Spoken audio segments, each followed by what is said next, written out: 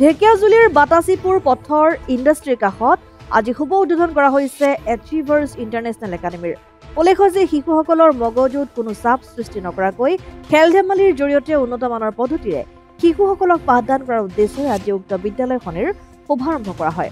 অৱসৰপ্ৰাপ্ত শিক্ষক ধ্ৰুৱ নাথে বন্তি প্ৰজ্বলন কৰি আজি বিদ্যালয়খনিৰ শুভ উদ্বোধন কৰে। উক্ত বিদ্যালয়খনৰ উদ্বোধনী অনুষ্ঠানত প্ৰাক্তন শিক্ষাগুৰু বিধুভূষণ ৰয় উপস্থিত থাকি শৈক্ষিক দিশত গুৰুত্বপূৰ্ণ ভাষণ আগবঢ়ায়। সমাজকৰ্মী গৌৰীশংকৰ দাসৰ তত্বাৱধানত প্ৰতিষ্ঠা লাভ কৰা এচিভাৰ্ছ ইণ্টাৰনেশ্যনেল একাডেমীত ছাত্ৰ ছাত্ৰীসকলক বিনামূলীয়াকৈ নাম ভৰ্তি কৰা হ'ব বুলি আজি জানিবলৈ দিয়ে কৰ্তৃপক্ষই।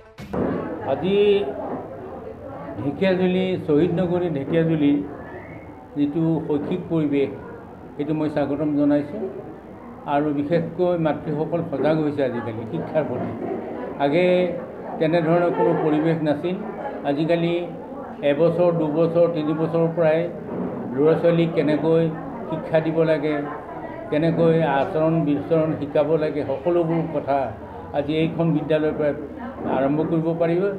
আৰু শ্বহীদ নগৰী ঢেকিয়াজুলি এইটো এটা ডাঙৰ কথা আৰু বিভিন্ন ধৰণৰ শিক্ষা দীক্ষা যিমান ধৰণৰ ঢেকিয়াজুলি আগবাঢ়িছে সেইখিনি আপুনি ভাবি আচৰিত লাগে।